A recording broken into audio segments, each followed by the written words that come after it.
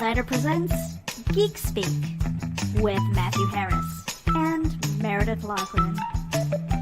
We cover entertainment, news, and tech with special guest appearances. So sit back and enjoy as we geek out together right now. Hello, everybody, and welcome to Geek Speak with my host, Matthew Harris. I'm Meredith Loughran. We have a room full of creators that we cannot wait to introduce you to, and it's going to be a fun chat. If you are tuning in, we are on IndieGoGo Radio as well as Geek Insider on YouTube, Facebook, and we're kind of networking all over the place, and we're going to have a lot of fun. So if you have questions, definitely ask away, and we'll try to get to them. Can't guarantee that, but I want to kind of go around the room and let them introduce themselves, and then we're just going to have some fun. We're going to have some casual conversation. Let's start with John. Hi, I'm John. I'm John Celestri, John the animator. I've been a animator, a cartoonist for 45 years. Animated the Boba Fett in the Star Wars Holiday Special, and many other cartoons of the 1970s and 80s, including Dragon's Lair, Space Ace. Well, those are the video games. He-Man and She-Ra, and Rock and Rule. That was a feature-length film in.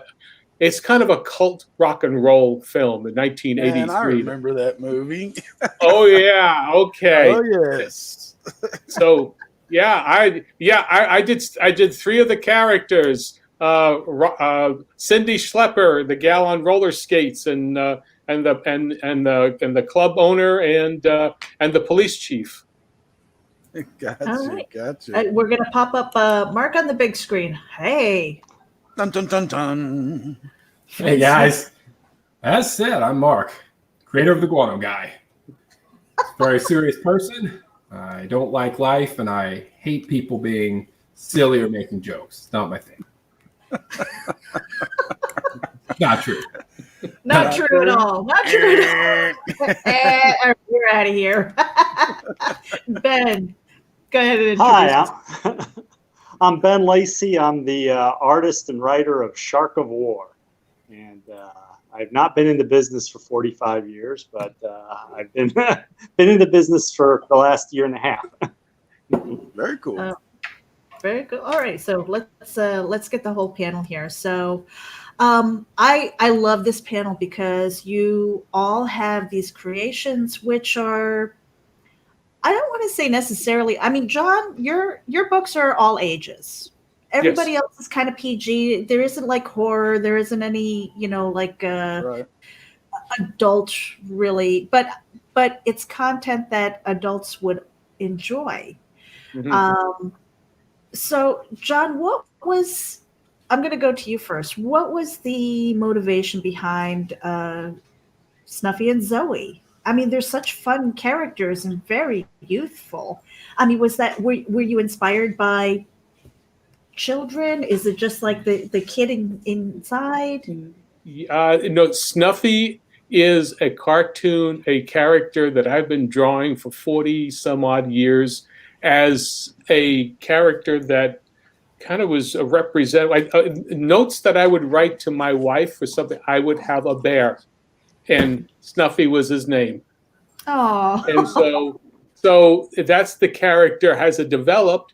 And as I got into developing it over the last, say, 5 years, I decided, okay, well, he's me basically as a 5-year-old, and getting into all kinds of mischief and what have you. And so I decided to add Zoey into it as a sibling, so that I would have people that they would go back and forth. And so I created those characters to sort of balance each other. One is rambunctious, like Snuffy is, but he doesn't think very well. He just acts and goes. Zoey is a bit more, she holds back a little bit, but she's just as physical and fun loving. But she can figure out something. she's the one who said, "Wait a minute, let's try this out," and then Snuffy just says, "Okay, no, we're going." So that's how kids are. So I was just creating those two characters. That's what they did. And so I decided to get them out of just their backyard is putting them into their magic toy box, where they go and explore, through their imaginations. Because I grew up in Brooklyn in a 2-bedroom apartment, a 4-room apartment, and so drawing and creating stuff was my escape. And so using, as a child, I know what you need to do. And we didn't have a lot of TV back then because, again, I'm older than dirt. So therefore, so kids today, they need to use and develop their imagination muscles. And this is a way to encourage them to do that. Yeah, very much so. I mean, I'm usually the oldest one on the show, John. And so it is nice to have somebody that is from a generation before mine. Yeah. But, back then we could go into the dirt and make a track for our Hot Wheels and spend hours out there, and same with, we did have the action figures, especially when Star Wars came out. But these days, kids at 4 years old are hooked on the phones or on the tablets or on the Xboxes. But speaking of Xboxes, real quick, John, because we only got John for a short amount of time tonight, folks, and then but Mark and Ben are going to stick with us. But John, I have to say, man, I got to ask, what characters did you do on Dragon's Lair? I did both. My characters. Everybody did everything at the Don Bluth studio, but you were cast depending upon what kind of your strengths were, and my strengths were the action, but also I did a lot of the death scenes. So in Dragon's Lair, so if you died in either Space Ace or Dragon's Lair, a good chance you saw my animation. See, that's fantastic. I had to message my brother just before showtime to tell him that you were coming on, because we went to summer school, I think after our 10th grade year, and at like noon, we always ducked out. We went down to the arcade, and we spent a whole summer playing Dragon's Lair. And when I got my Xbox One, the first game I bought was Galaga. The second game I bought was Dragon's Lair. And so, your artwork, those death scenes, some of them are just absolutely fantastic. I can see Dirk's face right now, they're being electrified or melted, and the skull. But that's great. How did you go from animation with video games and back and forth with comic books? Well, the thing is that comic books, I started off wanting to do comic books at a very young age. Okay. In fact, drawing comic books were my gateway. That was that stimulated.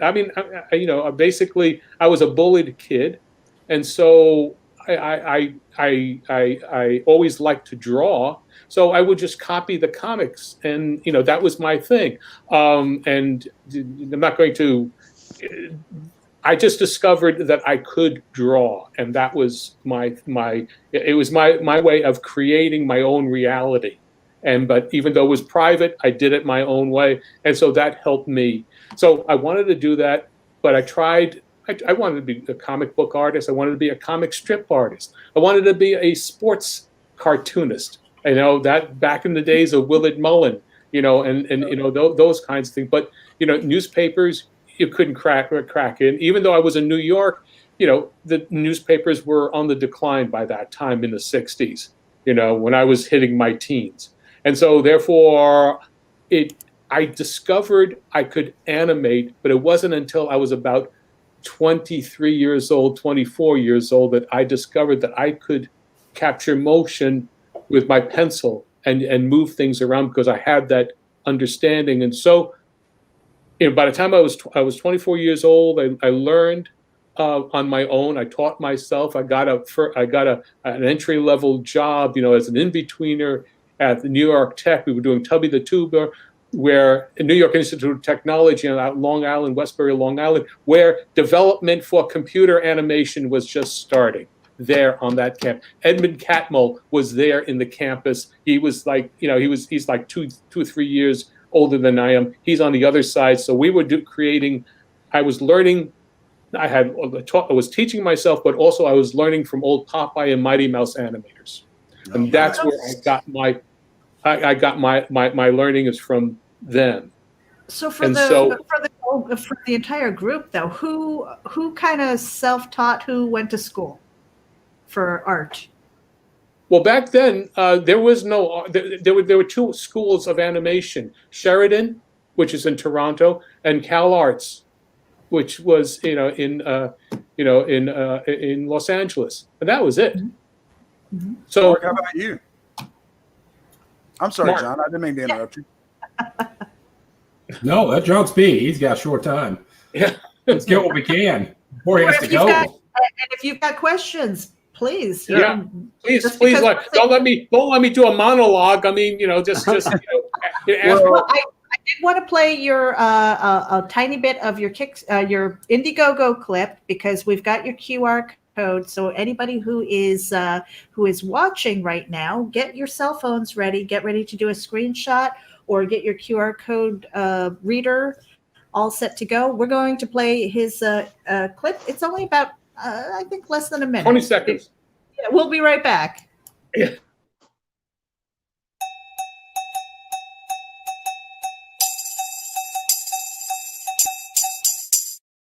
I've got two specific series. Mm-hmm. Right? Okay. So Snuffy and Zoey's their Toy Box Adventures, that goes from ages 4 to about 7. Mm-hmm. And then Mega Moose with his magic feather, making him sneeze, and he turns a nerd turns into this a Minotaur type character with powers of all the animal kingdom. That's ages maybe about 8 to 12. All right. Yeah. So, I mean, I honestly cannot wait to have that in my hot little hands, because I've got a grandbaby coming in December, and I cannot wait to share that. She told me, she said, I hid money from Pat just so that I could back this one. And he's not listening, or I wouldn't be outing her. But Pat's her husband. But yeah, she said that she hid money so that she could back this one. And and I'm going to be in on it as well. That's Fett. Oh no! I went for the sketch. Oh, yeah. I went for the So I might be a little bit of hot water with that one. I wanted to throw something out there because we are on Indie Volt Radio, and so of course we're all over the world and all age groups. And so, folks, if you have not played Dragon's Lair, one, you can get it on the Xbox Marketplace. And it's animated, but guys, what you have to understand was that this was if not one of, I think it was the first laser disc game. Yeah. And that's what it is. It's kind of a choose your own adventure, sort of. You had to select the right way at the right time, or you ran into one of John's death scenes. Yeah, a lot of scenes. Yeah, there is. And it gets faster and faster. And I will tell you to make sure, if you do get the Xbox version, make sure you choose the arcade version to play, because otherwise it just skips through the scenes when you die, and you don't want to do that. You got to learn the game and learn how to get through it the right way. But it is a classic. Check it out. I don't know if it's available on PlayStation. I know for a fact it's on Xbox. And Xbox One, it's backwards compatible, but make sure you check it out. And we got a question here from Max Weston, excuse me. Yeah. And he says, my daughter wants to be an animator. She is 13. Do you have any advice for up and comers? Okay, my first question is how do you like to draw? Do you like drawing? Because if you don't like drawing, then it's going to be difficult. You have to be willing to capture movement with very simple shapes and forms, and that's a very important thing. I've got a website. You've got my YouTube videos will explain a lot of the things that you need to do, and some of the idea of forces and forms and what have you. I also, if you Google my name, John Celestri, you will see a blog that I have where you will see the drawings, and I explain what I go through to create, roughs and sketches and what have you. But you need to draw, and I would say that the first thing to do is to get the Preston Blair books. Those are the simplest, the Art of Animation by how to animate by Preston Blair. And those are still very inexpensive books, and that gives you a basic understanding. But I remember when I was little, we used to take the corner of our notebook and we would have a moving dot. So, and that was I never really considered that animation, but I guess in a way it's exactly. Just do that. Just what you do is, and you can flip them. Because that's basically what you're doing. You're doing. Then I'm an animator because I did stick figures like that. Now it was always naughty stuff, but I can only draw stick figures. But by golly, I'm an animator. Well, listen, hey, Ralph Bakshi, the 9 Lives of Fritz the Cat is very naughty. No joke. Well, Mark, did you guys do that too? Did you have like the corner paper where you had the bouncing ball or the stick figure that kind of moved? Yeah. Yeah. Oh yeah. I mean, it was usually some guy doing, with a sword, but yeah. Well, hey, that's Dragon's Lair, isn't it? Yeah. That's basically it. I mean,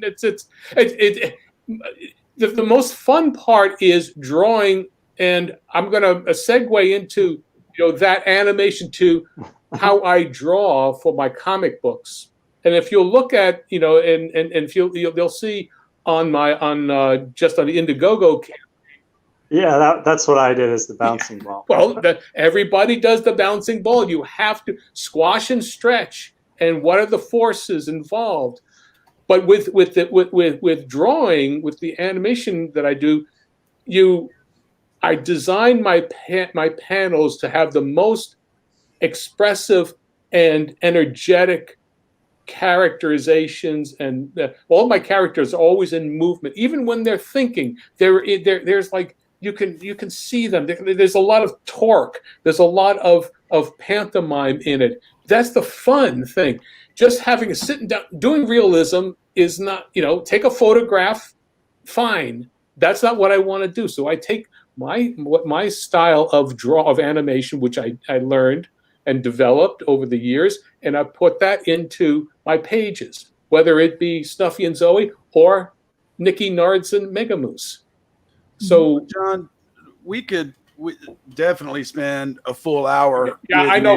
We got the. Yeah, we got it. We got to wrap up, but so once your IndieGoGo gets going, we got to have you back for another show, because I've got a lot of questions. We didn't even get to break into He-Man and She-Ra and then your other lines of work and really talking about it. But we always ask every guest one question, and you've only got a minute here, so I want to go ahead and throw it out to you. And I think this one might be pretty interesting coming from you. Okay. And that is, if you could go back in time and give your younger self one piece of advice, what would it be? Oh, save more money. That's one of the better ones. And it was quick, too. He didn't even think about it. He just I'm retired. Save more money, so I'm in a better spot now, damn it. You darn whippersnapper. There you go. Selfish. Well, John, for the radio audience, tell everyone where they can find you, where they can follow you. We put it out on our social media and stuff, but of course, we got all the Indie Vote listeners out there. So tell everyone, and then we will see you soon. Okay, great. Well, just check me out on IndieGoGo. You just write John the Animator Comics. That's my crowdfunding. For Twitter, just go to Celestri, John Celestri at Celestri John. That's the my Twitter handle. And then, once you get that, then you can start, contacting me or seeing what I'm doing, and I'll be able to, if you want more information, easily, I'll lead you to it. Well, John, it was such a pleasure to have you. We would definitely love to have you back when you can stay a little bit longer. Yes, definitely, yep. Please. Yep, definitely. Right. I appreciate it. Thank you, Meredith. Thank you, Matthew, Mark, and Ben. Thank you for letting me, get through the middle of the beginning of the line. Thank you. When I get to the death of Guano, I got to get you in on it.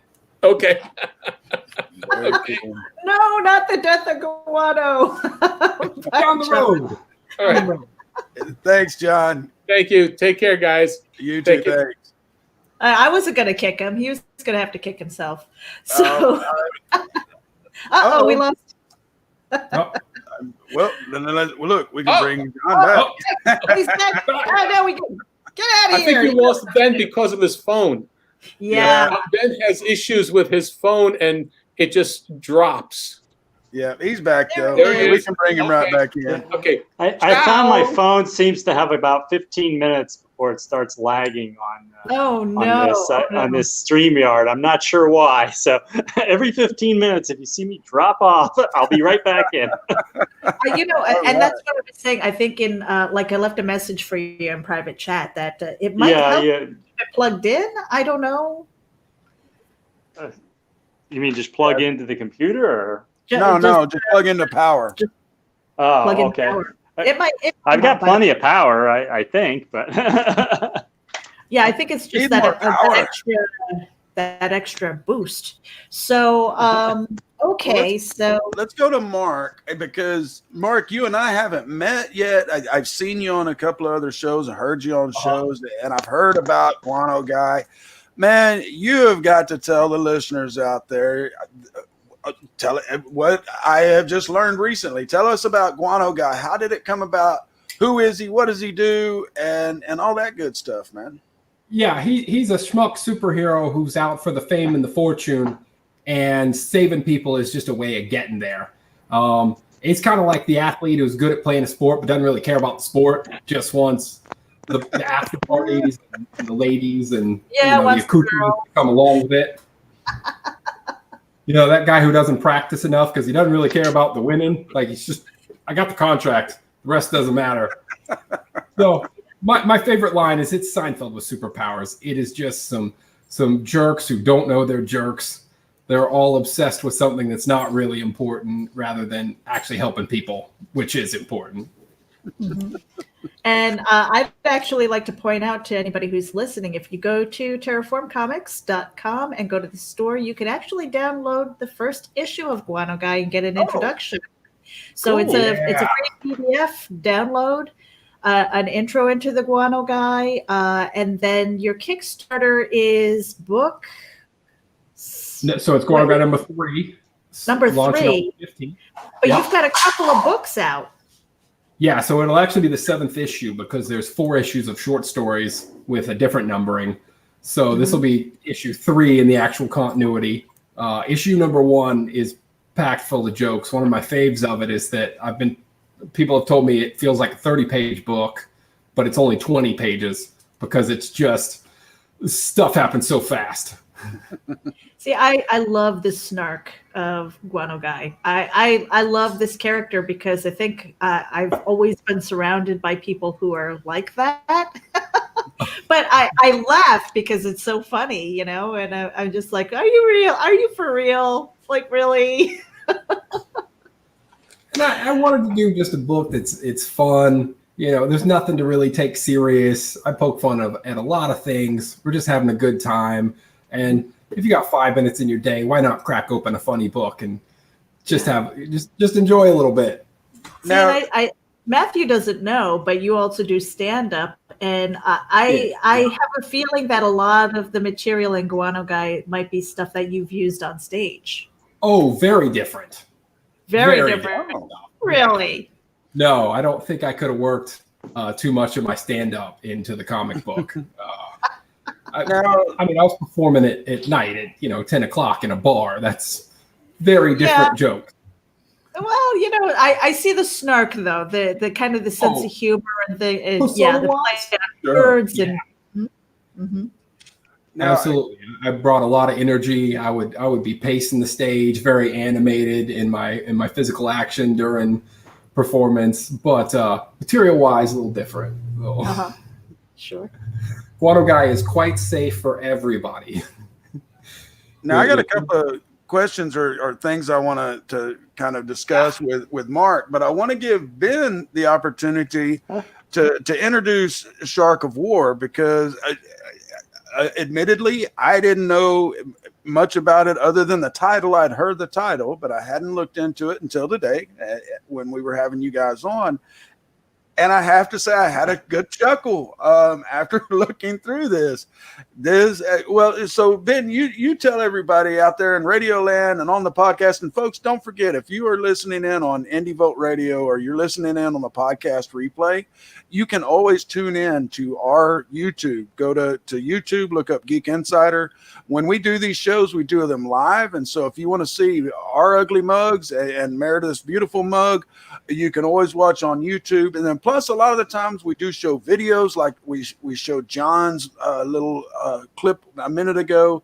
And then, we had like Jordana Brewster on a few weeks ago, and that's some stuff that you definitely want to see. Even though she was only on for a little bit. But anyway, so Ben, tell us about Shark of War. Give us the elevator pitch, man. Well, I have their videos too, don't forget. Oh, yeah. But go ahead, Ben. Now, we want to hear from you. That's why you're here. Uh-oh. I think he's lagging already. Yep, we're at the 30-minute mark. Ben, go ahead and restart and come back. I should have went to him first as soon as he came back a minute ago. I know he was clear, and then all of a sudden he started. Told you the phone wasn't working. Well, while we're waiting for Ben to make it back in, Shark of War Mark. is Jaws meets. Oh, yeah, you should have my video. Yeah, you're okay now. Yeah, I heard Jaws meets. Shark of War is Jaws meets RoboCop in its simplest form. Am I going away again? No, Dang the video's kind of choppy, but your audio's okay. Let me come right back. Okay. Yeah, he's lagging. There we go. This one. There, okay. There we go. Well, you know what I'm going to do when by the time he gets back, we're going to play Mark Darden's. This is an old Kickstarter video. This isn't your recent one. I'm going to grab a drink. I'll be right back. Is this from number 2? You're not. I think it is, because you're not launching until September 15th. Yeah. So you've only got like 5 days away until you launch your Kickstarter. Everybody, we're going to drop his link. And also, if you're listening, it's in the show notes, in the description. Make sure that you click on those links and hit the notify me button when it goes live, and throw some support behind Guano Guy. But we're going to play the video, and this is, I think, for your second campaign. All right, we'll be right back. All right. Hi, I'm Mark Darden, and thanks for finding your way to the Guano Guy Kickstarter. Boom!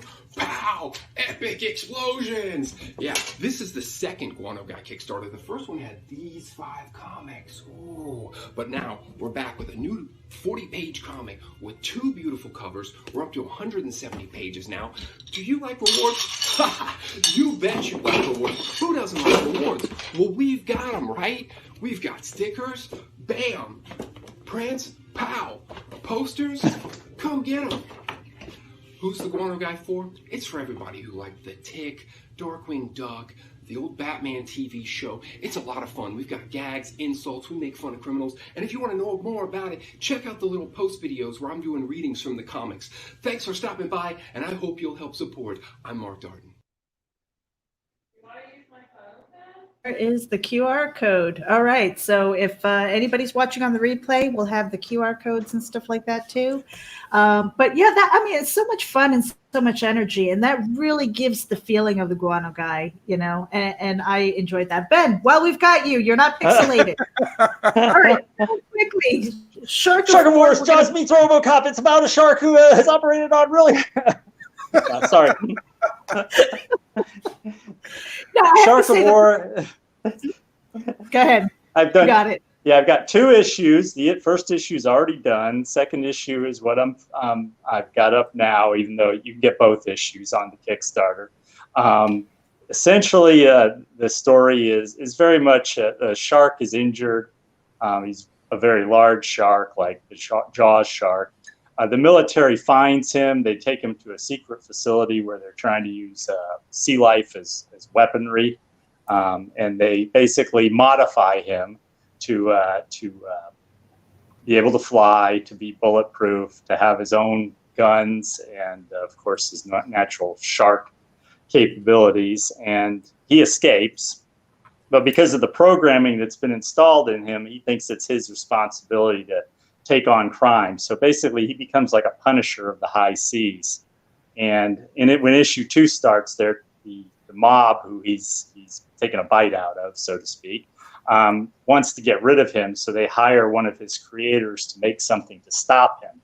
And so what she comes up with is a swarm of enhanced piranha who are similar to him. And issue 2 is basically his battle with them, among other things.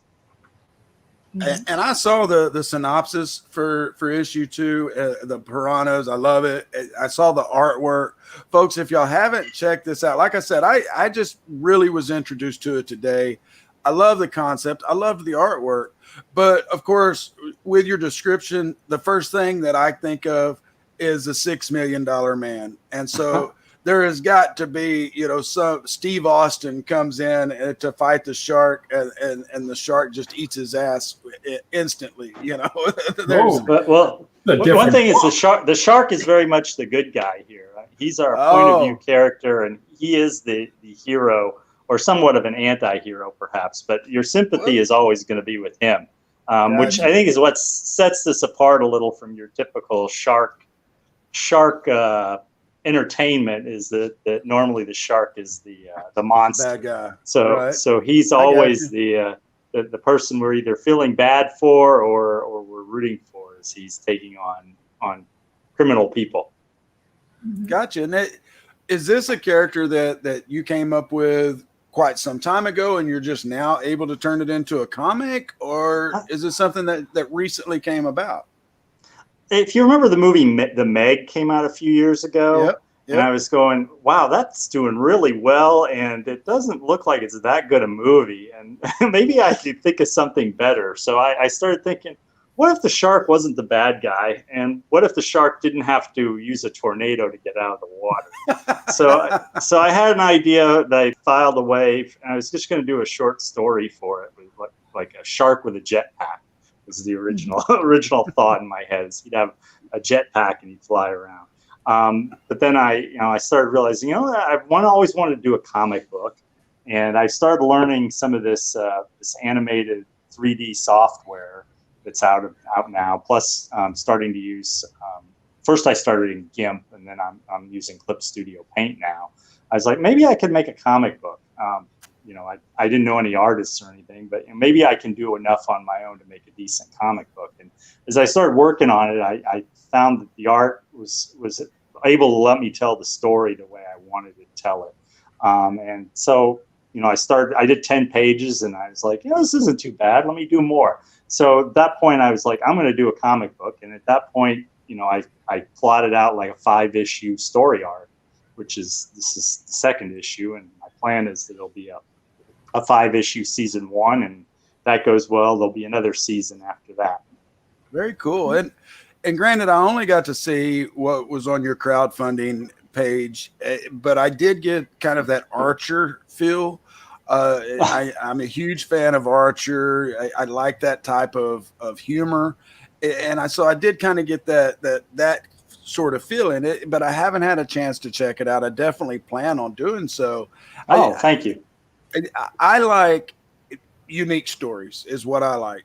And that's one reason that we've really pushed Geek Insider for the indie artists, the indie creators, because we're not seeing the rehashed, storylines over and over. And we have met some killer creatives over the last 8 months. And, these type of comics, man, I'm an old, and I admit this all the time, and I'm an old Milk and Cheese comic fan. I don't know if y'all ever heard of Milk and Cheese, but it's dairy products gone bad. They usually just beat the crap out of people, but it had this satire, just balls to the wall, just let's see what we can get away with. And this was in the 90s, man, when indie comics were starting to make a little headway, but not much. And then Image came out. But this is the age of the indie. I truly believe that's why we are putting so much stock into having you kind of you creators on these shows and helping get the word out. And, because like right now I don't have Variant on, so I can't tell how many people are listening and from what countries, but we've got a lot listening right now, and we wouldn't be able to bring you kind of this kind of talent to the masses, so to speak. And I truly believe this, that the pandemic in a way helped us out, the indies out, because, we've been able to buckle down. And I say I'm a writer. I can't draw stick figures. So I'm not in no way. I have a meeting this weekend to discuss a comic book idea I have. With pen and paper, I'm in the same boat. and go ahead, Meredith. I've been I was going to say, like the common theme that I see here in this room, with Mark and with Ben, is that you just love the creative process, and you have a story to tell, and you're going to do whatever it takes to kind of get it out there. And that's something that I really appreciate. I mean, what was really the driving force behind, because for me growing up, it wasn't, I didn't get a lot of incentive or encouragement to follow those artistic dreams and pathways, So when it comes to your creative process and getting started and saying, I'm doing this, come hell or high water, like what was that moment for you guys? Yeah. Well, go ahead. Go ahead, Ben. Well, I've been trying to write and writing stories and stuff off and on for almost 30 years. Every now and then I'll be like, I want to try and write a story and see if I can publish it or something like that. And, I didn't really have a lot of success, but I kept doing it. And, I kept doing it more and more. And finally I realized if I really want to do it, I just got to stick with it. And so that's kind of where this has led me, is to just keep going with this and keep putting it out there. And now that there's a platform, platforms for people, who aren't necessarily in the mainstream or don't have a big following yet, to actually get started. I'm trying to take advantage of that. Mm-hmm. Mark, how about you? Yeah, me, I have to do something creative or I just don't feel right. I was not happy as a kid until I started playing in bands, and then felt like, I had an outlet for creative ideas. And then I did stand up when I couldn't do bands, and I got into the comic books, and I'm always coming up with ideas, whether they're funny, scary, or fantasy, and they need to go somewhere. It upsets me to to have all these thoughts and just not share them. And Mark, that kind of brings up a question that I had for you.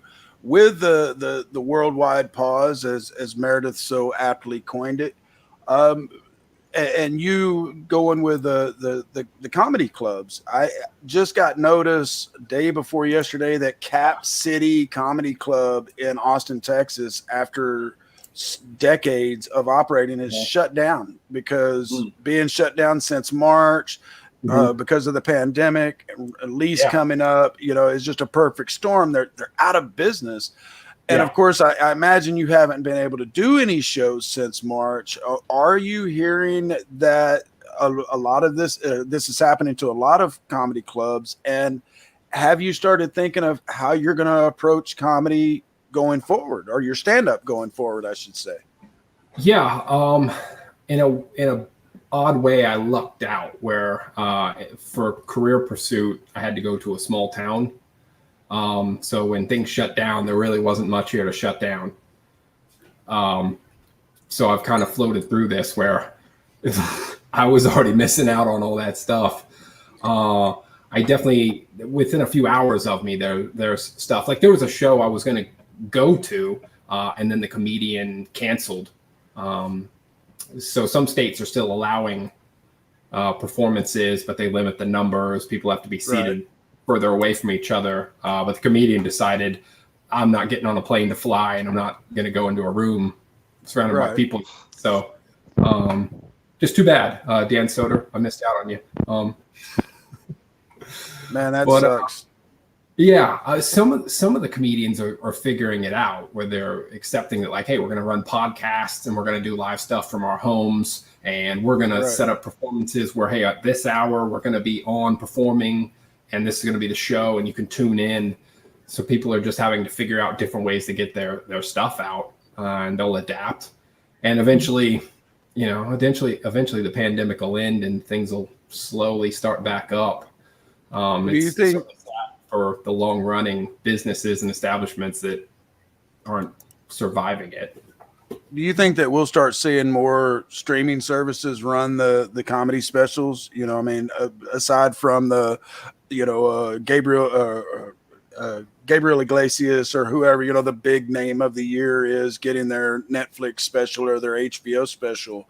Do you think that we'll start seeing more of these kind of shows to where we get that stand-up? I mean, because a good guy, everybody knows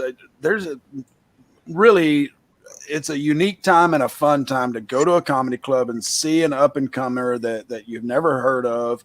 And then, of course, seeing a headliner is great as well. But that, I still think that could be a long way away before we're back in the clubs.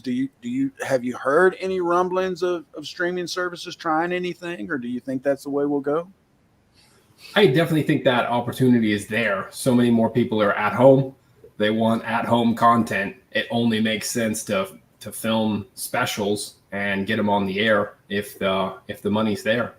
If people are picking up more streaming service now, if they're just watching the ones they already have and not investing in more, then it might not happen. But I would think people are down for seeing some new recorded comedy, or doing it streaming where they are getting to see it live, and thus you still have the opportunity to comment and share with others as you're watching. Right. It's still better than just watching something that's previously recorded with you and a friend. It's fun to see it as it happens. Same with when people used to watch radio shows, or even when you watch live sports, you're still enjoying it around the world in that moment as it's happening. You can still get on the phone with each other and like, did you see that? Exactly. Well, one of the things that I love about Geek Insider is that we love to get to know our guests. We try to get the inside scoop if there is one, and things like that. And the reason why is because as we promote, the whatever project it is, whatever crowdfund it is, and you as talent, people connect with people. And I think that's so important to kind of get out there and, because if you're a jerk, it's like, who wants to support you? Who wants to look at your stuff? But when you sit down and actually have a really cool conversation with people, they're more inclined to be curious about you and go and check out your content and your crowdfunds and your social media. And, so it makes it a lot of fun. Cindy Kep is here. Thank you, Cindy, for tuning in. You have a question that says, what is the biggest challenge you find for getting your cool ideas out there and in the hands of interested readers? That's the biggest challenge, isn't it? Mm-hmm. Ben, wait. Yeah. Ben. What? Yeah. Hello. Answer this question before you freeze up again. Yeah. I think the biggest challenge I've noticed is just getting people to my Kickstarter page. I looked at Google Analytics this morning, and I've had 280 people come to my Kickstarter page. 44 of them have backed. Another 45 or 50 have signed up to follow the project. So maybe some of them will hopefully back. But that's not a terrible conversion rate. But I mean, it's only 280 people have actually looked at my page. If I had 10,000 people looking at my page, I think I'd be in much better shape. And so I think it's just very hard to get people to my page and get them to look. And if they look, I think, if I get 10 or 20% of them to sign up at some level, I think I'd be in great shape. So trying to get yourself out there to be seen by a larger audience. I post stuff on Facebook for all the time, and I noticed that unless I'm doing a paid ad, the reach is like 20 or 30 people.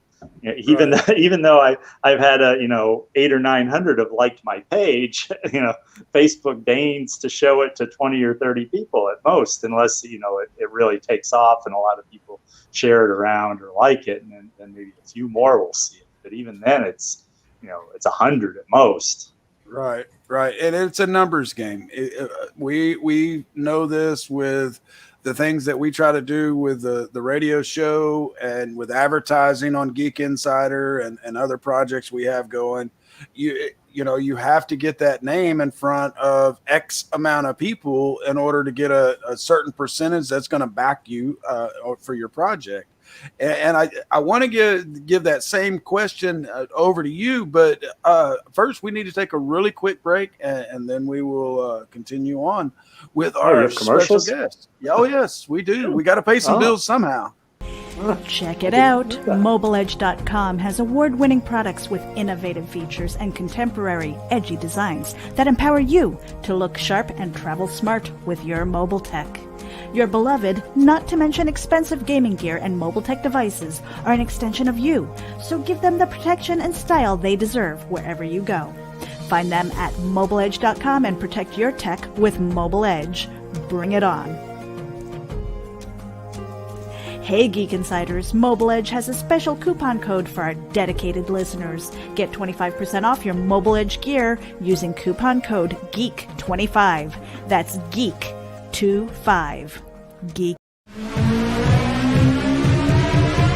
This is the legend of the traveling TARDIS.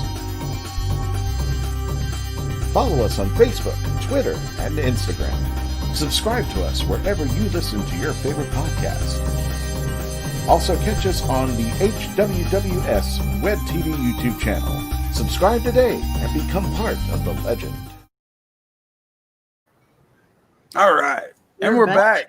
And Ben was able to go out and come back in. But Mark, that's a commercial break usage for Yep, exactly. So Mark, same question to you. I'm sorry, go ahead. Yep. I was going to say, Cindy's question to you, Mark. What is the biggest challenge you find for getting your cool ideas out there and in the hands of interested readers? Absolutely. I believe there's got to be 10,000 people in the world who would like to read The Guano Guy, that would enjoy the comedy, and I just got to find those people, and that is the challenge.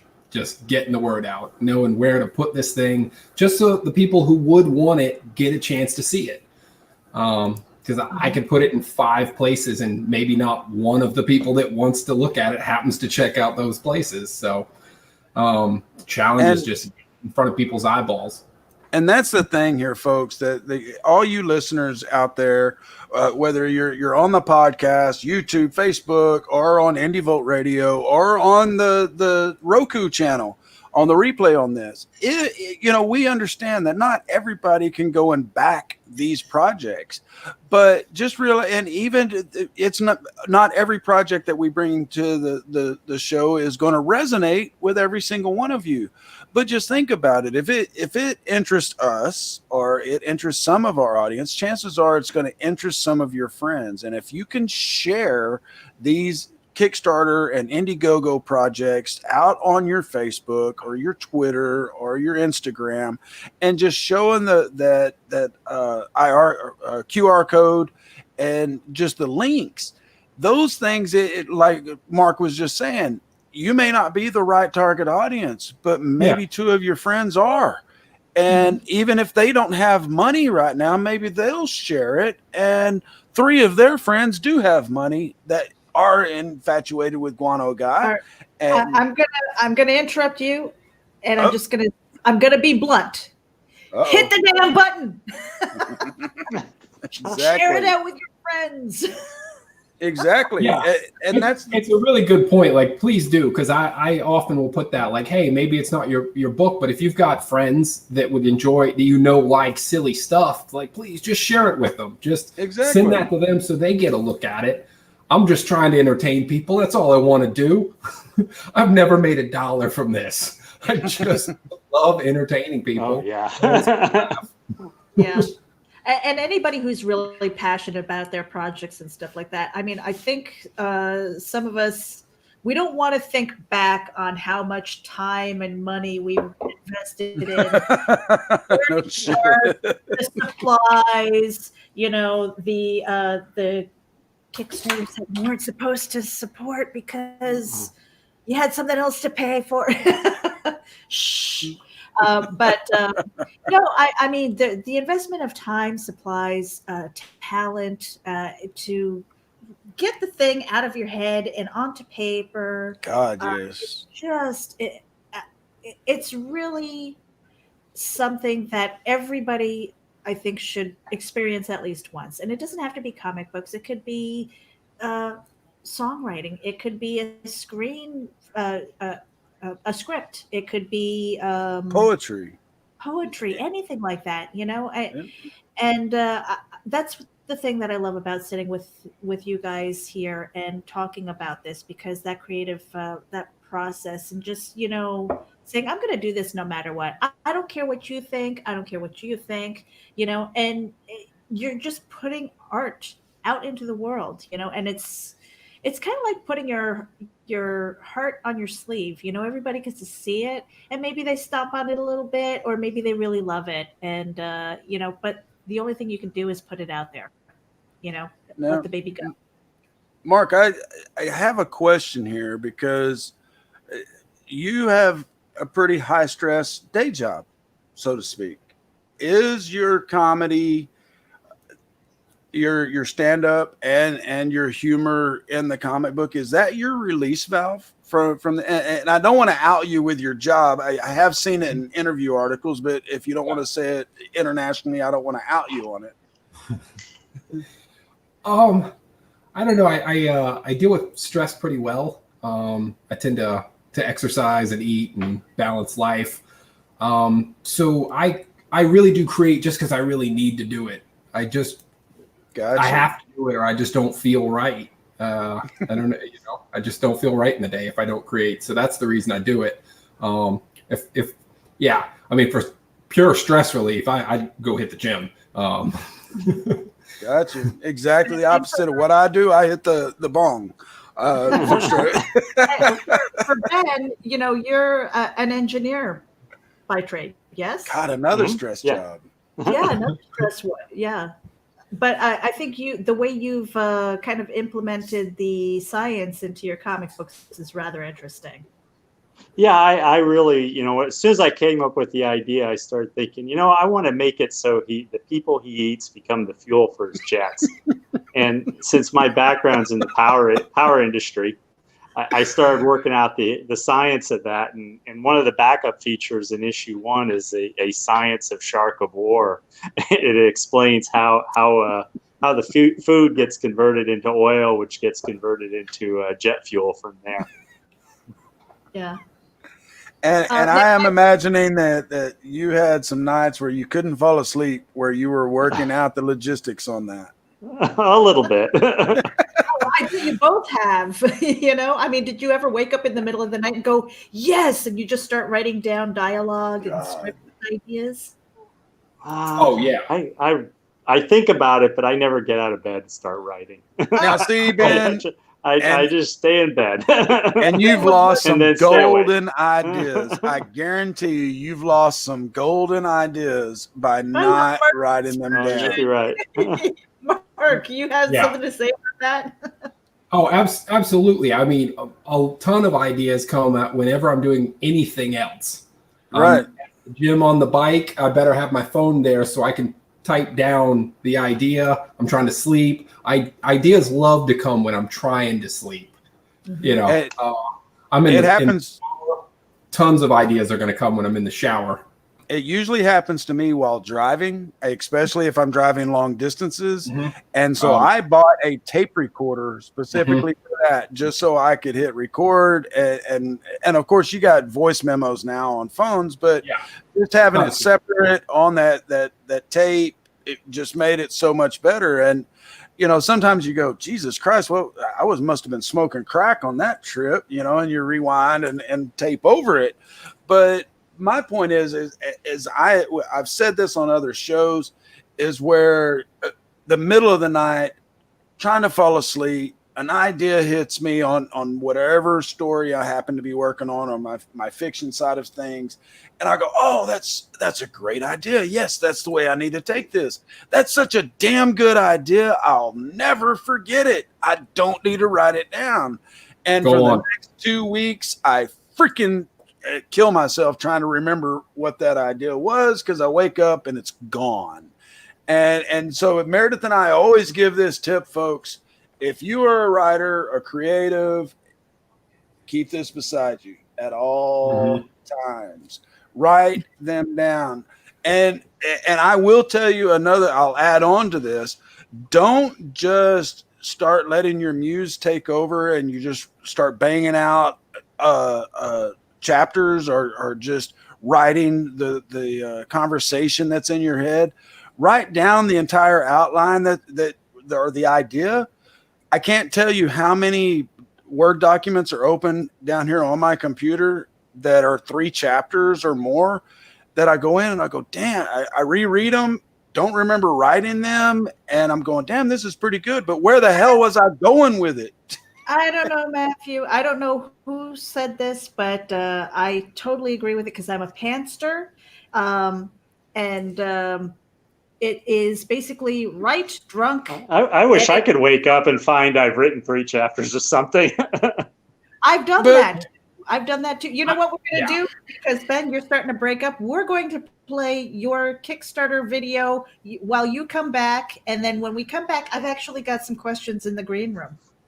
All right, here we go.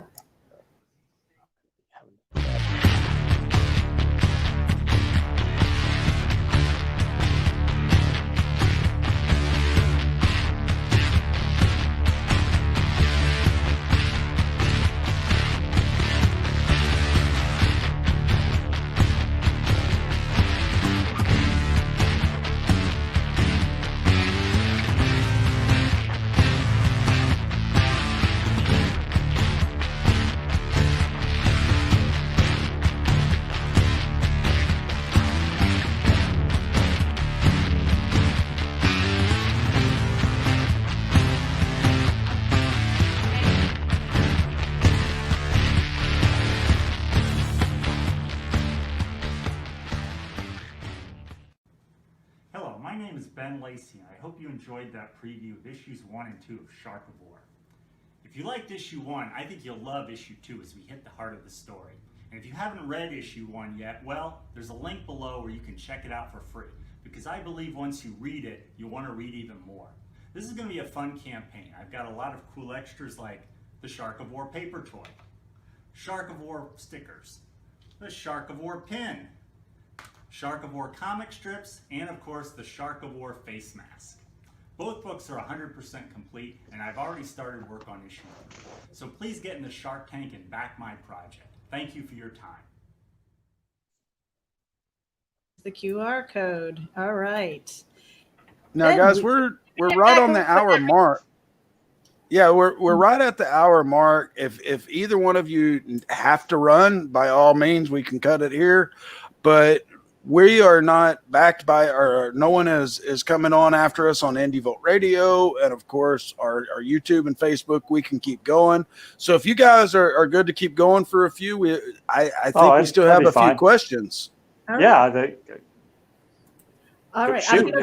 I'm going to pop one in here. It's an overlay. It says, what cartoons would make great live shows and vice versa? What live shows would make great cartoons? Oh, nice one. Who wants to go first? Yeah. Cartoons So- would make great live shows. There was a tragic cancellation that just came up, and I would love to see. There was a cartoon that just got announced is done, and I would love to see it come as a live show because I think it could be done, and it's a humorous one. And I think they could use what they've done, but take it different directions, do new stuff. So the Venture Brothers just ended. And that I think would make a very fun live show, and they could get the guy who does the voice of Brock to still be Brock. He hit the gym a little bit. He's already a large guy. So I think that would be a very wild live show, and I think it could be done. I think it'd be a fun one. Very cool. What about you, Ben? Well, they tried it and they blew it, but I think Death Note would make a great series on something like Netflix. They tried to make a movie and it was terrible. Mm-hmm. So I watched Death Note not long ago and thought it was really good. Obviously, something like My Hero Academy is something you could see as a live action show. Obviously, the special effects and stuff would be toned down a lot, but the kids in school aspect of it would really work well. Well, I think with the right budget, the right script, and the right director, Gargoyles would make one killer live action movie. If you folks haven't ever seen Gargoyles, you don't know what you're missing. The voice, oh hell, I'm gonna get them all wrong, so I'm not even gonna go there. But Gargoyles, I think it was in the 90s. Yeah, it was in the 90s. My kids were young, and it's about the gargoyles around New York State coming to life at night, and they were protectors of the city, and it was a cool animated series, and I think that one could really make a good live action. What about you, Meredith? The first thing that popped into my head was Full Metal Alchemist Brotherhood. Oh shit! I'm trying to think in my head who could play those characters. What was the captain's name? Armstrong, I think it was. Yeah, I think you're right. I love him when he's always like ripping off his shirt and stuff. You know what? Rob Anderson could probably do that. I'm teasing him so bad. I gotta say something. You brought up Rob. I gotta say something. He doesn't look right growing his hair out. He needs to go ahead and shave the head and get the mohawk back. Rob, you're always listening in, and so it kind of looks like you're wearing a toupee, bro. It just doesn't look right. The last couple of videos I've seen, it just doesn't look right. Shave it off. Go back with the mohawk or the shaved head. And I need a haircut my damn self. But anyway, I just had to bring that up because I thought of it earlier when I saw something that he was on one of his shows. But go ahead. We've got a couple of other questions that are ones here. So what's the first thing you would buy if someone dropped $1 million in unmarked bills at your door? How do you know they're unmarked? Well, it says so.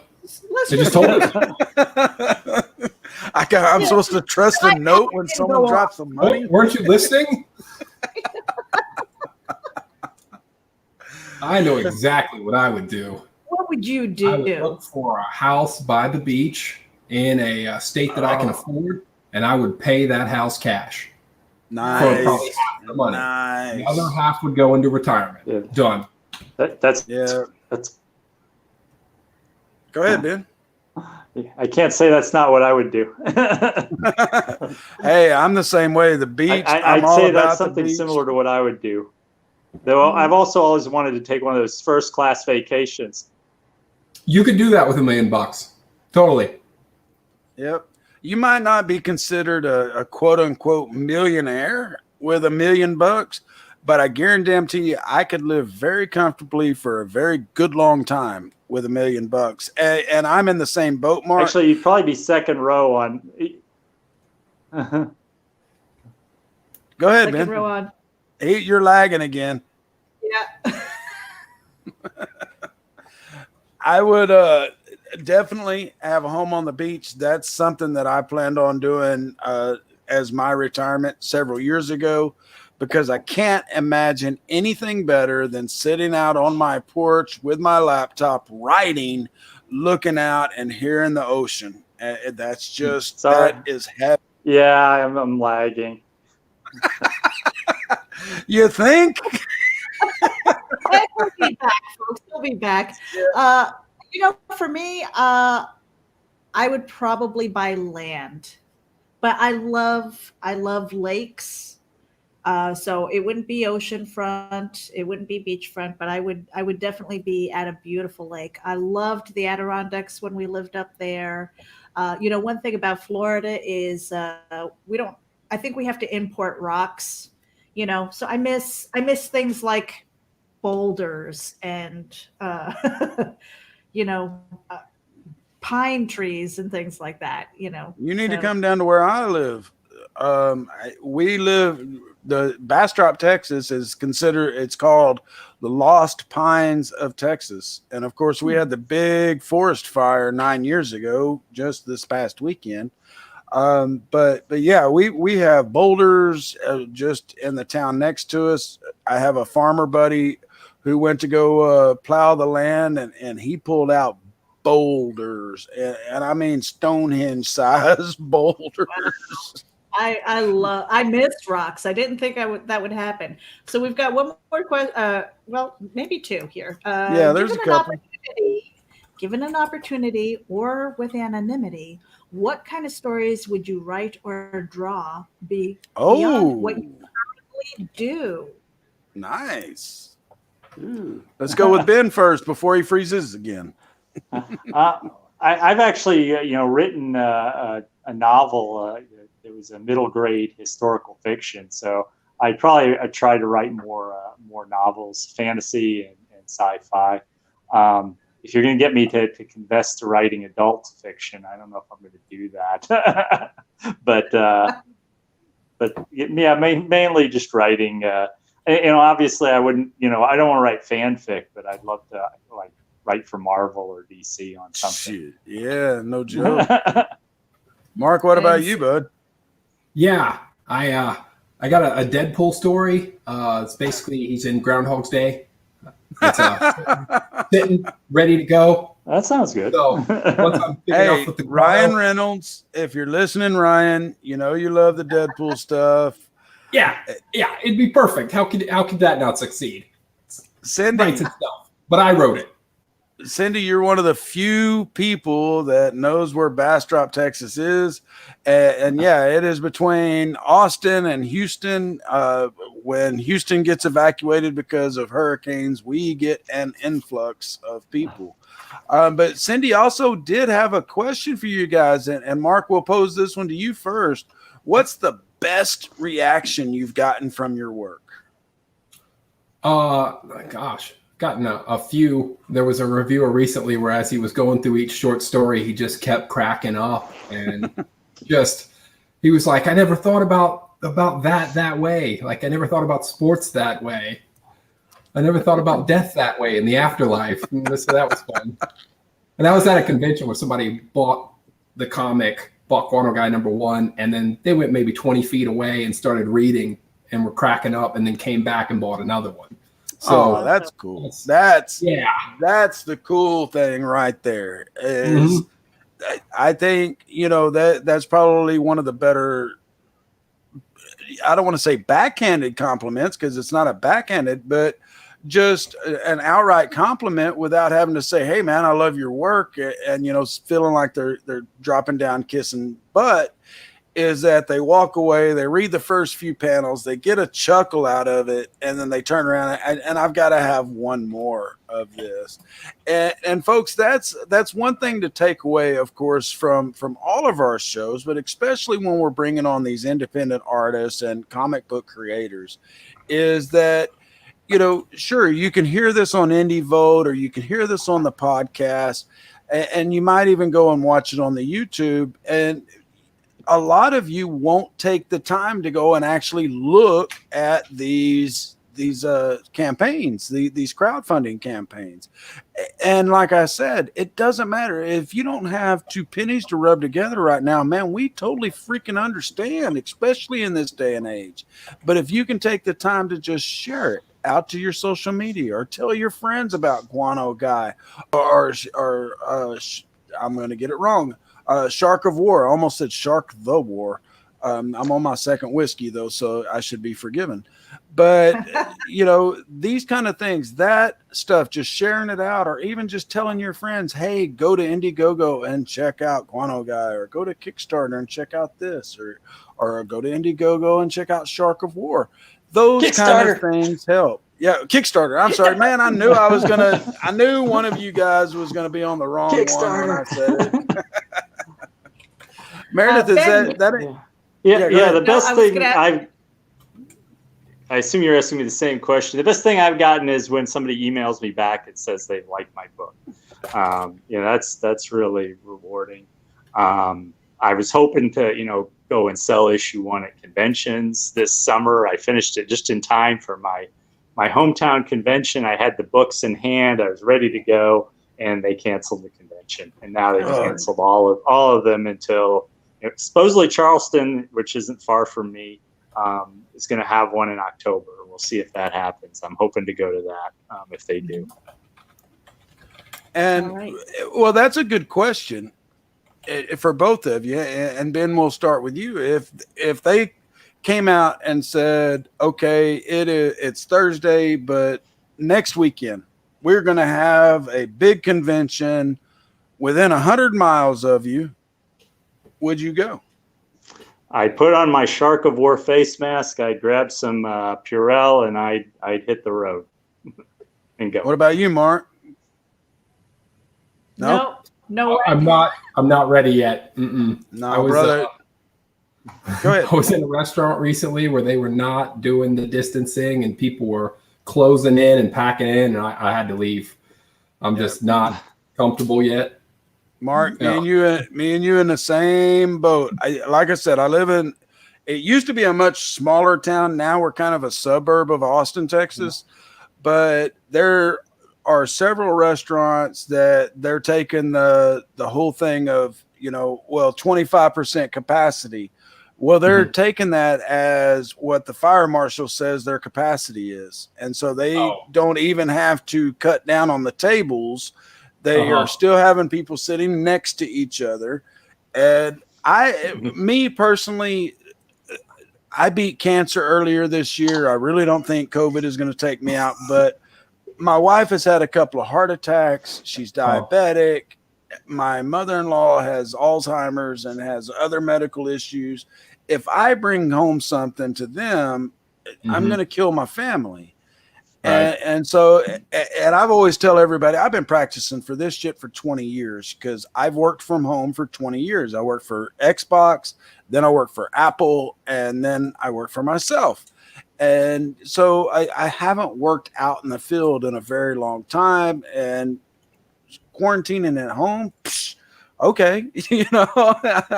I'm a writer. I like staying at home, but that's, and it has been kind of like this 50-50 where we've got a group of guests that are, yes, I would go tomorrow. I would practice, social distancing and safe care, but I would be there. And yeah, Meredith is one of them. Meredith said like 4 months ago she would go, when 900 people a day were dying in her state. I would still go because, hey, you only live once. Well, I'm not saying I wouldn't be cautious while I'm going, but I would, and I'm going to go up and like swap spit with people and high five, chest bump people. I would go up and lick anybody, for God's sake. Right. Do the we always call that the nelp. You just just right up their face. But no, and I do get it, because I would be kind of torn right now if my favorite con, which is just down the road, said, "Hey guys, yeah, we canceled August, but we're going to do one in December." I would be kind of torn on whether I ask for my press credentials or if I pass it up, because I love the cons. I love meeting the indie artists. I really refuse to spend money to stand in line to meet a celebrity. I will set up an interview with them, but there's probably 2 or 3 people in the industry that I would pay money to get their autograph, and one of them's dead. Stan Lee. I would definitely pay money to get a photo with Stan, and I would have any time in my life. But there's very few that I would actually pay to get a photo with him now. Hey man, Weekend at Bernie's was a pretty good movie, and it was. But that guy was actually alive, right? Oh, well, of course, but and they've done wonders with Walt Disney's head. So if Walt Disney owns Marvel now, maybe Stan the Man's head's frozen somewhere, and I am ghoulish. I'd take a picture with Stan's head. Who was it? Ted Williams who had his head frozen? Somebody. I think it's creepy. Baseball fans. The Wax Museum. Madame Tussauds? No, I think that would creep me out a little bit. But I like being creeped out. I love being creeped out, so I probably love it. Now, guys, we've discussed this, that the industry as a whole has changed since the pandemic, since March, let's say. The Comic-Cons have shut down. A lot more people are moving to crowdfunding. And now I do want y'all to correct me if I'm wrong, because y'all have, I think both of you had campaigns before the pandemic. It seems to me that the pandemic is bringing more light to the indie projects, whether it is more people dropping a couple of bucks here and there, or they're, just more interest as far as being called in for interviews like this. Ben, what have you seen since? I can't say I've seen that. I mean, I could see it maybe for the people like, Matrix guy, who's we had a question about that. Crushed 600,000 or 700,000 already. It probably helps him. For me, my traffic level seems to be similar to what it was when I ran my first one, which was in February, just right before it hit. So I can't say I've seen a bump for me, as someone who's, below the radar.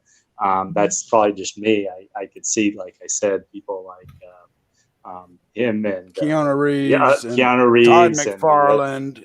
McFarlane. Who is the Batman writer? Scott Snyder has a big one going. I can see where it helps them directly, because they have everybody sees them on social media, so I could see that they could be getting a bump from this. Not that Keanu wouldn't have done fine, probably in a pandemic-free alternate universe. I'm sure he'd still be raking in the money if he chose to go this route. But Meredith, before we ask Mark that question, throw up that card that you had about Keanu. I want to see their impact. Keanu Reeves on Kickstarter, good or bad for indie comics? And Mark, let's go to you first on that. Yeah, great, absolutely. Get in the pool, Keanu. Well, pop on in here. A bunch of people that maybe didn't do anything with Kickstarter before will check it out. Maybe this will be their first one, and then they'll be like, "Oh, this Kickstarter thing works. I'll look into some other ones." That's a good point. Like, wait a minute, I didn't read a comic book before, but it's Keanu, so I'm gonna give it a shot. And they might be like, "Oh, I like comic books. I didn't realize that." And they'll maybe check some other ones out. I don't think it can hurt me. It's not. He's definitely not taking money away from me. You know, at his level. Well, when the man hits a $50,000 goal in 30 minutes, and then is up to 300,000 in the first couple of hours, and it's just crazy. Of course, it's the name draw, but Ben, what do you think? Did it help or did it hurt? I don't think it had, you know, an impact. You know, maybe in the very short term, there's going to be a few dollars that go toward him that wouldn't go toward smaller projects. In the long term, it's probably a net plus in terms of bringing people in. As somebody pointed out, that they send out emails to all the people who back a Kickstarter, and at the bottom there's a bunch of other Kickstarter projects listed. So I think that some of those people who back Keanu now get emails for different projects, and some of those people will go and click on those emails and back those projects. And usually though, I hope my project winds up on one of those emails, but that's probably luck of the draw, or you got to be one of the very big projects to get on a Keanu email. Well, what I've seen from the projects that I've backed, and I may be wrong, but when they send out those emails, usually the ones at the bottom are over 100% backed already, or they're very close to being 100% backed. I get emails, and I may be wrong on which platform it is, IndieGoGo or Kickstarter, but I got one the other day, and every single project that was listed in there was 135% funded. At exactly 135%. And so I don't know if that's a trigger, but I do think I agree with Mark that, these names coming in like this of Todd McFarlane and Keanu Reeves, that when people come in and they go, holy shit, Keanu Reeves is doing a comic, and they go on, and 2 days after it started, they see that it's at $400,000, and that there's all these kind of stretch goals, then they're going, maybe these indie comics are something to look at. Because,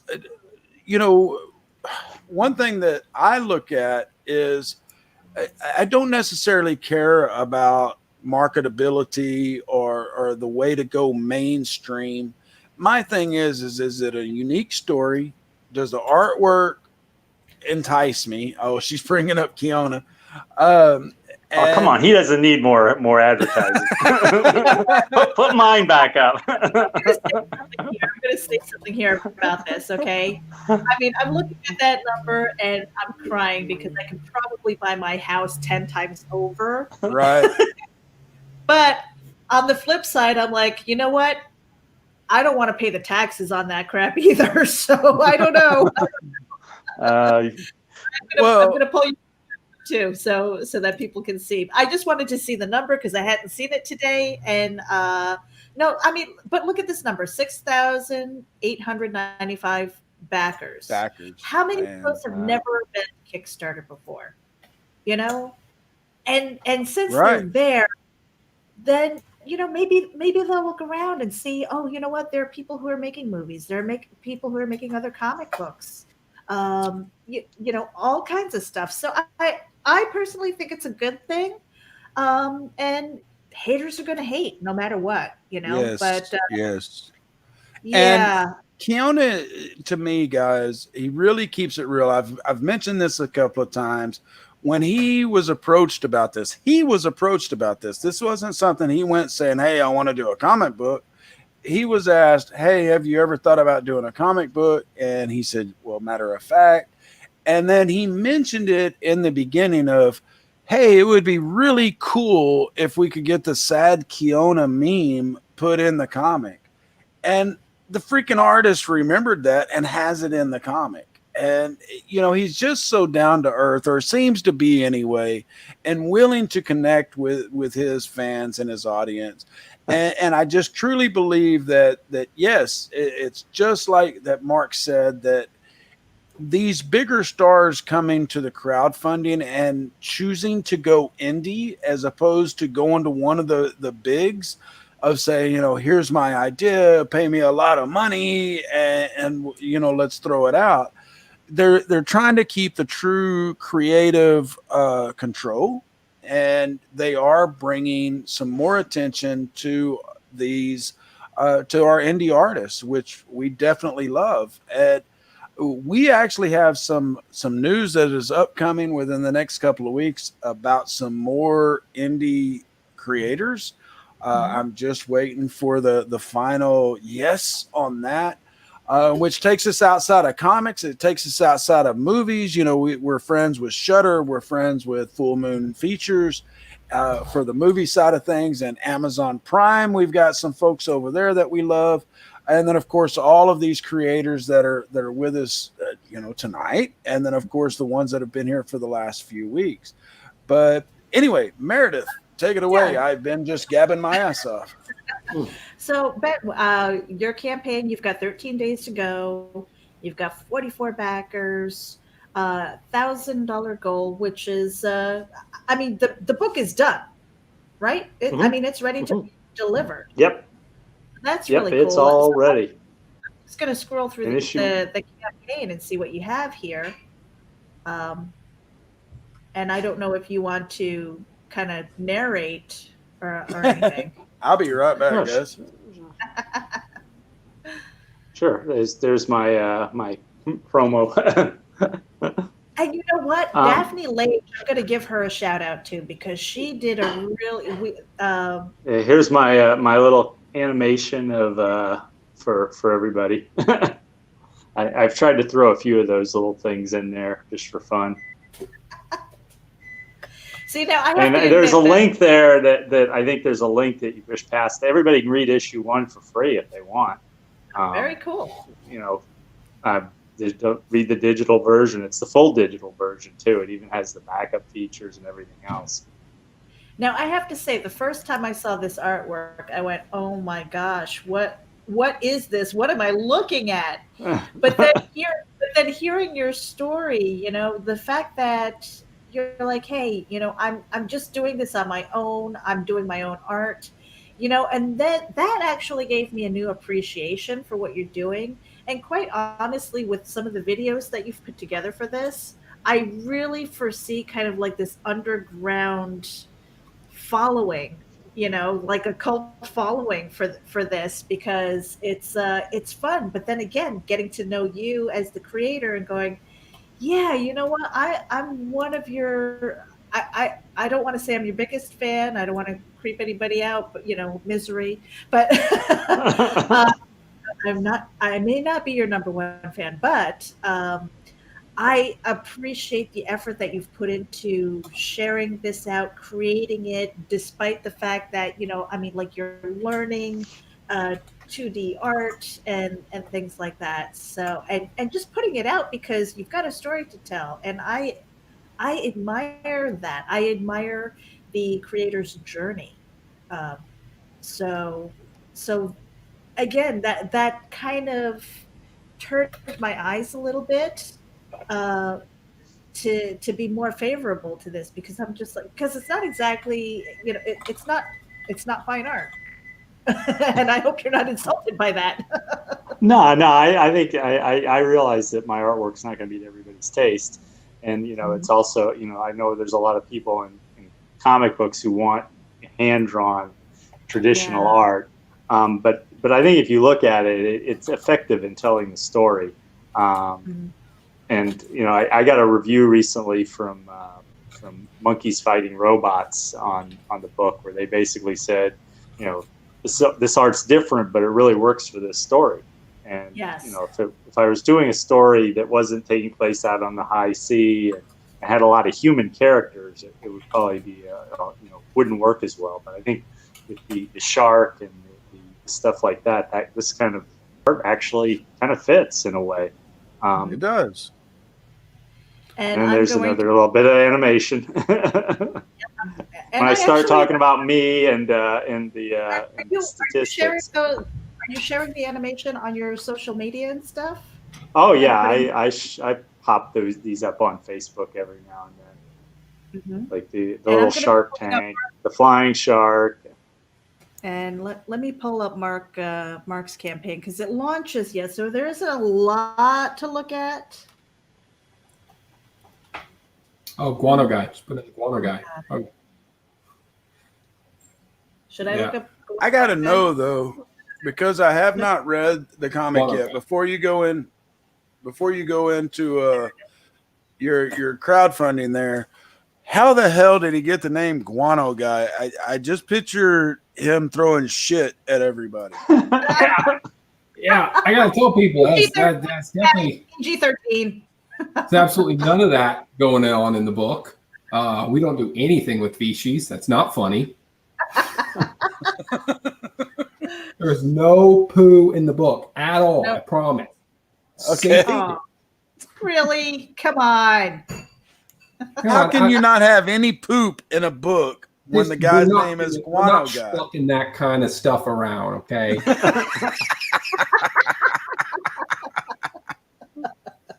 Oh. See, I mean, at least put it in a paper bag and light it on fire somewhere. Oh, come on. I can do better than that. I can come up with better stuff than that. Well, I'll tell you, this is something you could put in a professional comedian. He can come up with better poop jokes than that. We actually, my cousins and I actually took, and we didn't even think to go get dog poop. We pooped in the alley. And then took it and put it under the car door handles of these neighbors that we disliked, so that when they opened their car, they didn't only get it on their fingers, they got it under their fingernails. And yeah, and of course we were the bad kids of the neighborhood, so they immediately came to our house.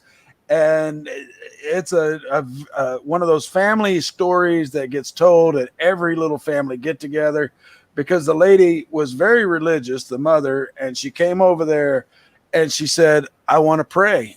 And she was praying for us, me and my cousin.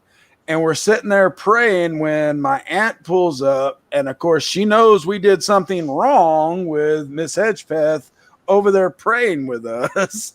And so needless to say, our poop joke under the car door handles got the poop beat out of us. I remember I grew up in the 70s and 80s. Well, so we're looking at the Kickstarter. This launches September 15th. Let's see, because that's really tiny on my eyes. Let me go back to that page. You have 36. To answer this question, I really love Batman, and I thought I would do a funny spoof name that was also casual. Oh yeah. I'm sure you didn't actually look it up or understand like exactly what the name meant. But that's I knew what Guano was. That's one of the things I love about the character. You know, it's just all of those double entendres. But we're looking at the campaign here. 37 followers. I would love to see that. People being notified of this Kickstarter when it launches on the 15th. Let's get that up to like 50 or more followers who are kind of waiting for this to launch so that they can dive in and hit the button. Hit the button. All right. I get off the soapbox now. We've got to create a sound bite that is just somebody screaming, hit the button. Who was that? Louis Anderson? Was it him that was always screaming? No, you're thinking of Sam Kinison. Sam Kinison. I have a question. Yeah. It says Guano Guy number 3 plus all 6 back issues. Is this a second season or how's this? That had me a little bit confused. The short stories. He talked about it earlier. I'm good at math. Yeah, there's an issue 0, 1/2, 1.5, and 2.5. Those were all short story issues. Get those now because those are in short supply, and we're going to move on to like a trade of all the short stories. So if you want like originals, first prints, second prints of those, you got to get in now. Mm-hmm. And where can they find those books, Mark? So in the campaign. So they have to wait for the 15th? Oh, man. Oh, it's so far away. I know. 5 days. Oh, my God. I want it now. See, we want that enthusiasm. I want that and an Oompa Loompa now. Well, guys, well, I'm sorry. Go ahead, Meredith. I was just about to say it, Matthew. On Terraform. We're Issue number 1 PDF form. So on Terraform, go try it. If you like it, hop in on this campaign. Get some laughs. We got almost 200 pages of material. I'm going to keep making more. Yeah, that's too and we're cool. looking forward to it. So I was actually going to say that we are beyond the 1.5 hour mark, and we're probably going to say goodbye so that you guys can get on with your day. But we really appreciate you. I'm going to put up your QR codes again. So if anybody is watching on the replay, make sure that you get your cell phone out, do a scan, do a screenshot. We're going to start with John Celestri because he's not here. There you go, John the Animator. That is on IndieGoGo. If you're a Star Wars fan, I don't know why you're not hopping on the Boba Fett.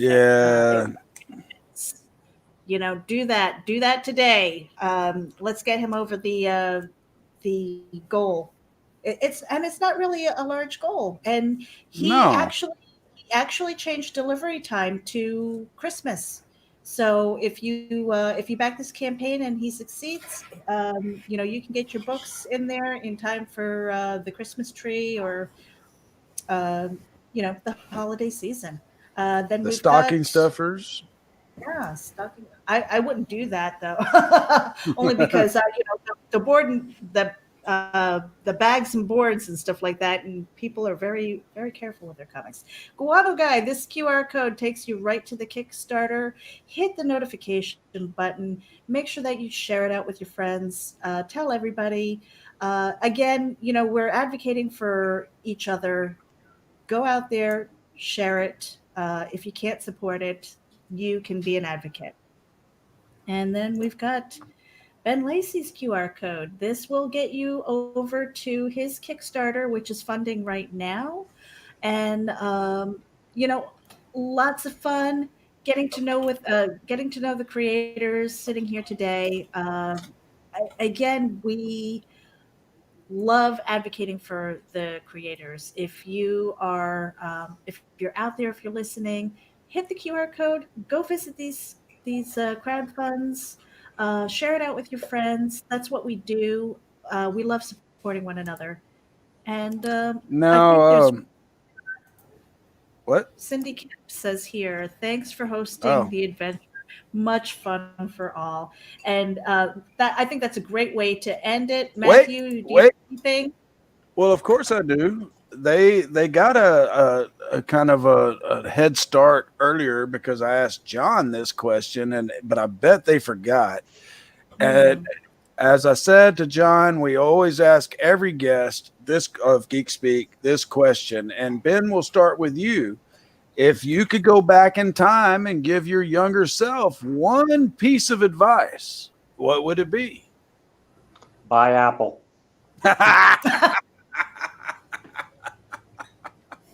Hey, good point. I made some good money on my Apple stock. I will say that.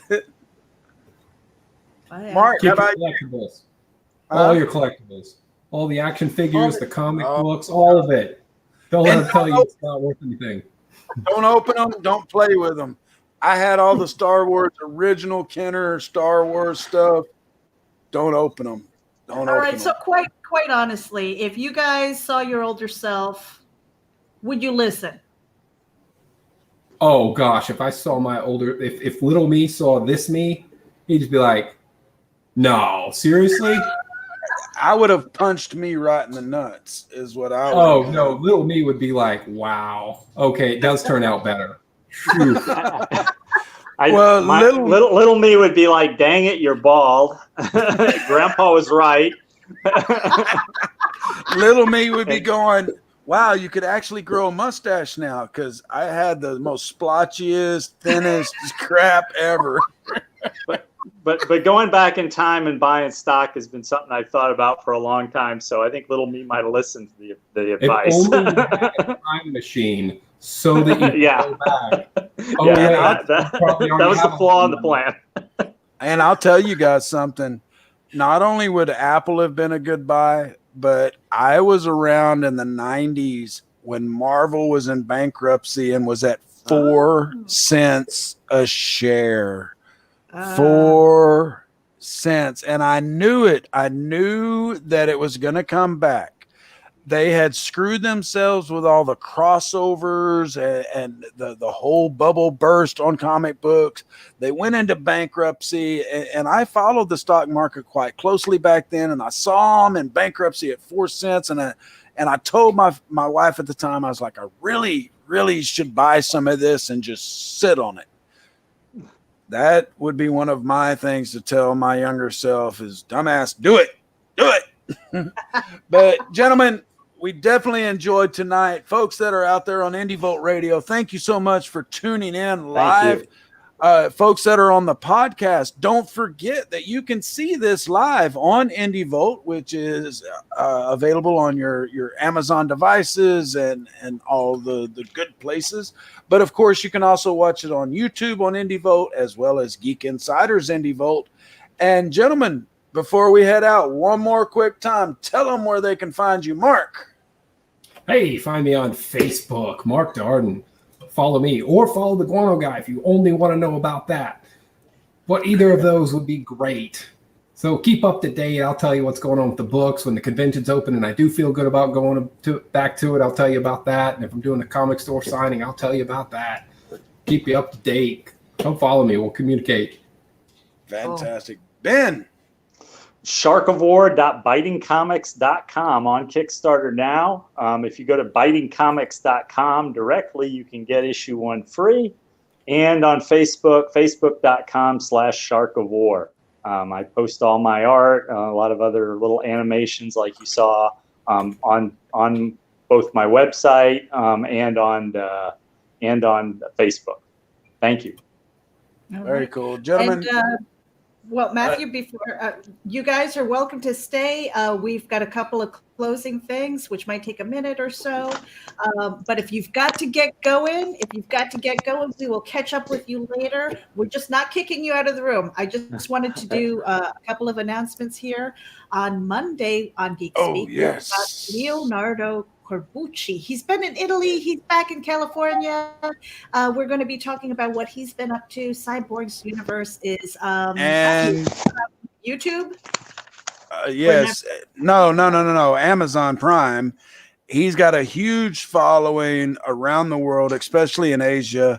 And the last time we had Leonardo on, he had something planned with one of the major players from The Walking Dead. We are hoping to get an update on that because of course, the pandemic slowed things down. But with him being able to go to Italy and he's based out of Canada, we're hoping that we'll get an update on that. But if you haven't checked it out, it is on Amazon Prime, Cyborg's Universe. If I'm not mistaken, there's 2 seasons of it with a third underway or hopefully underway soon. But we will have Leonardo Corbucci on here Monday night. Folks, do not miss this one, especially you folks out there on IndieVolt Radio. Yep. And then I want to pop this in IndieVent. That QR code is going to take you to the IndieVent site. It's coming November 9th through the 13th. We are doing another IndieVent where we are inviting people who do horror, crime, thrillers, noir, all kinds of geeky, cheeky and freaky stuff. We're putting that blanket statement out there and in the invitation. So if this is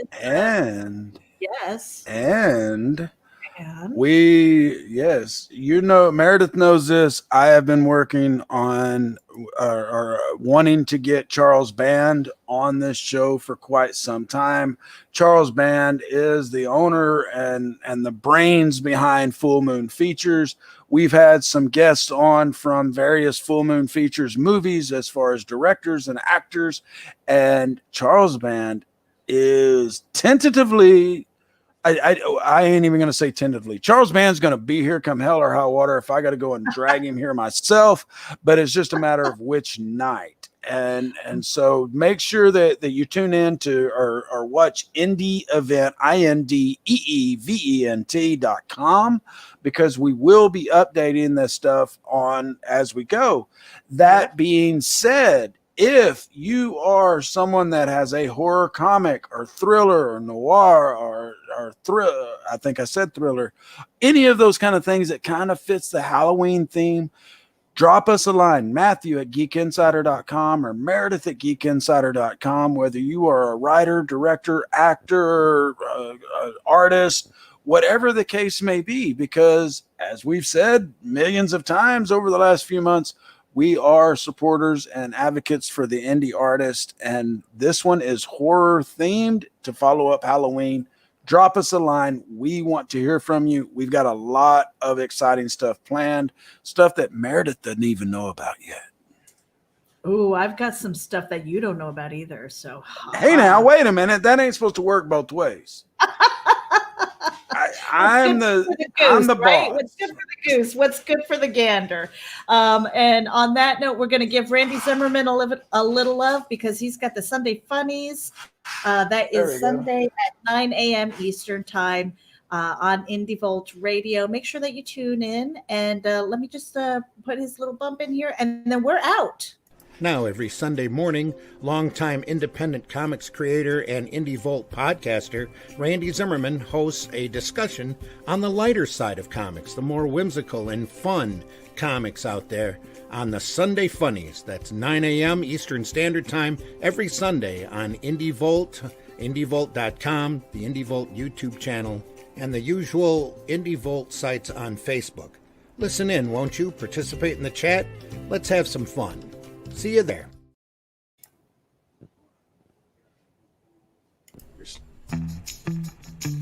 You've been tuning in to Geek Speak with Matthew Harris and Meredith Loughran, a Geek Insider presentation.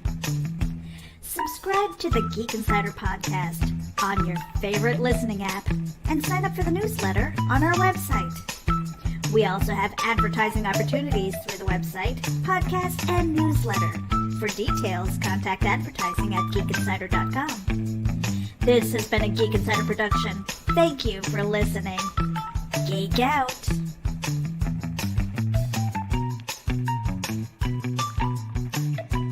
Stranger